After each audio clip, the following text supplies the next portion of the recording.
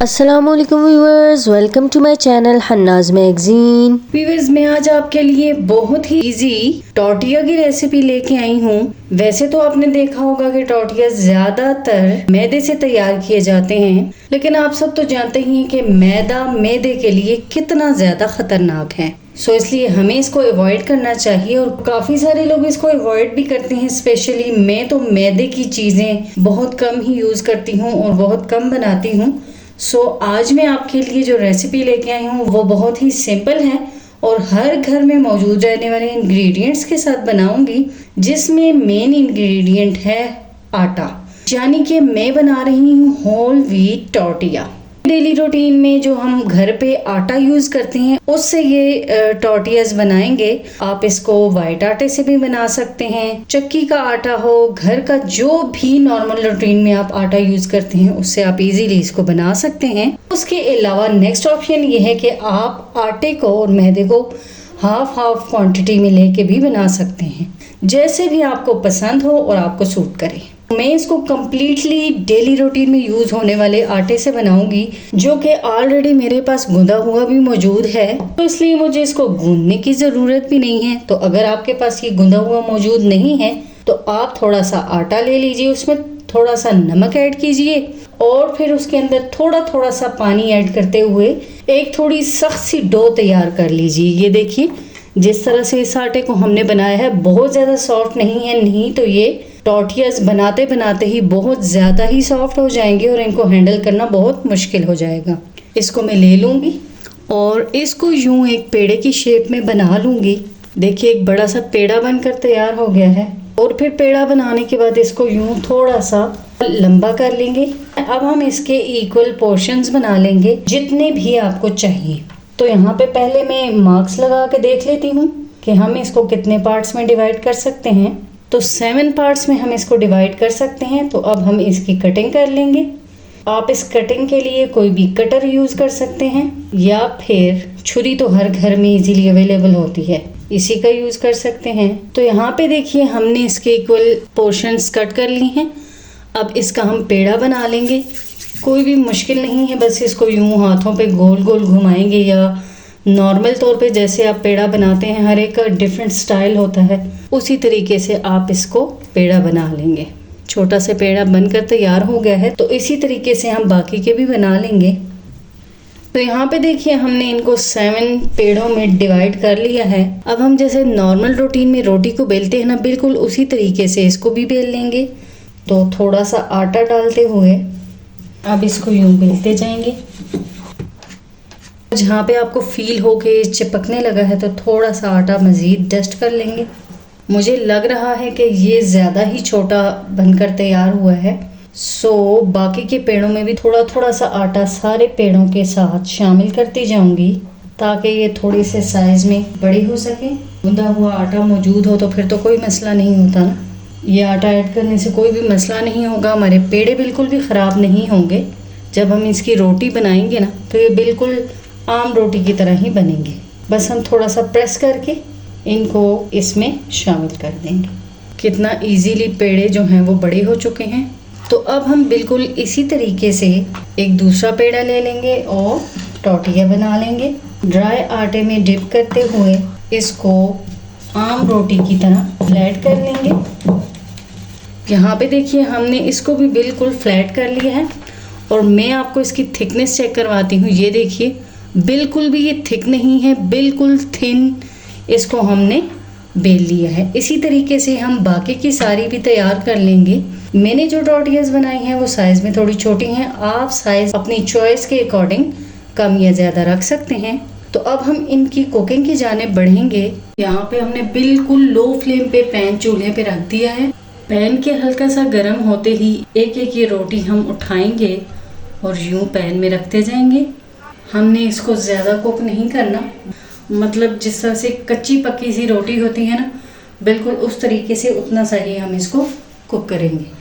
यानी कि पकाना नहीं है, लेकिन आपके पास ऑप्शन है कि आप इसको कुक भी कर सकते हैं जब तक इसके ऊपर थोड़े थोड़े से ब्राउन स्पॉट्स नज़र आने लगें, उतना सा। तो अब इसको फ्लिप भी कर लेंगे। एक साइड से बिल्कुल लाइट सा कुक होते ही हम इसको फ्लिप कर लेंगे। आप इसको ब्राउन स्पॉट्स आने तक कुक कर सकते हैं, लेकिन मैं इसको बिल्कुल कच्चा पक्का सा ही कुक करूंगी, यानी कि इतना सा ही कुक करूंगी कि बस इसका जो गीलापन है वो खत्म हो जाए और ये थोड़ी थोड़ी सी ड्राई हो जाए। इसी तरीके से अलटते पलटते हुए 1 से 2 मिनट में ये रेडी हो जाएगी। यहाँ पे देखिए ये एक साइड से ड्राई हो चुकी है, हल्के हल्के से इस पे बबल्स भी दिखाई दे रहे हैं। इस साइड से भी ये ड्राई हो चुकी है। अभी भी इसको कुक होने में थोड़ा टाइम बाकी है। कंप्लीटली कुक नहीं करना मैंने इसे स्टोर करना है, तो इस वजह से इसी स्टेज पे मैं इसको चूल्हे से उतार लूंगी और इसको इस तरह रख दूंगी प्लेट में। इसी तरीके से हम नेक्स्ट भी डाल लेंगे। एक साइड से थोड़ी सी सिक चुकी है, अब हम इसको पलट लेंगे। 1-2 बार अलट पलट के देखेंगे, जहाँ पे हमें लगा कि इसके ऊपर थोड़े थोड़े से बबल्स दिखाई दे रहे हैं तो हम इसको उतार लेंगे। तो व्यूअर्स यहाँ पे देखिए हमारी ये सारी टॉर्टियाज बिल्कुल रेडी हो चुकी हैं, जिनको बनाना कुक करना इंतहाई इजी था।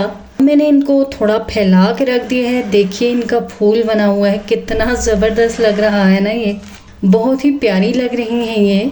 तो अब मैंने इनको इसलिए फैला के रखा है, आप इसको यूं काउंटर पे भी खोल के बिल्कुल फैला के रख सकते हैं ताकि ये अच्छे से ठंडी हो जाए। अब यहाँ पे मैं आपको कुछ टिप्स दूंगी जिनको आपने ज़रूर फॉलो करना है अगर आप ये टॉर्टियाज बना रहे हैं। नंबर 1 कि आपने इनको बिल्कुल थिन यानी कि बिल्कुल बारीक बनाना है, जैसे कि आपको दिखाई दे रहा होगा।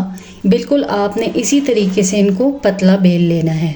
नंबर 2 कि अगर आप ये टॉर्टियाज इसलिए बना रहे हैं कि आपको उसी वक्त इनसे रैप्स या कोई भी चीज़ तैयार करनी है, तो फिर आप इनको फुली कुक करें, यानी कि जैसे एक रोटी तैयार की जाती है उसी तरीके से आप इनको कुक कर लें।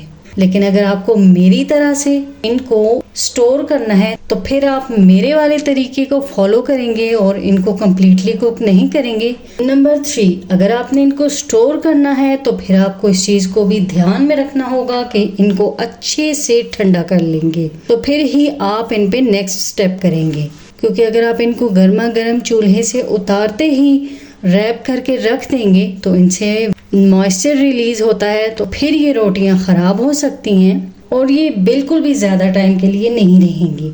लेकिन अगर आप इनको बहुत ही अच्छे से ठंडा कर लेंगे, जब हम इनको स्टोर करेंगे उस दौरान भी ये ड्राई रहेंगी, सो इनके ख़राब होने के चांसेस कम से कम होंगे और हम इनको 1 से 2 माह तक स्टोर कर सकेंगे। अब ये तमाम टॉर्टियाज यहाँ पे अच्छे से ठंडे हो चुके हैं, तो मैं इनको स्टोर करने के लिए बटर पेपर का यूज़ करूँगी। अगर आपके पास बटर पेपर मौजूद नहीं है तो आप रैपिंग शीट या कोई भी ऐसी चीज़ यूज़ कर सकते हैं जिसमें कि जब ये फ्रीज़ करके अनफ्रीज़ की जाए तो चिपकी हुई ना हो, ईजीली अलग हो सकें।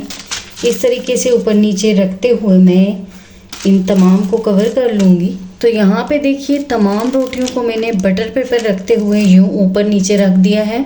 अब ये बिल्कुल सेफ़ हैं। मैं यहाँ पे इनको स्टोर करने के लिए ले रही हूँ, जो कि इजीली मार्केट से ऑनलाइन भी मिल जाते हैं, जिप लॉक बैग्स। इसमें मैं इन तमाम रोटियों को डाल दूँगी।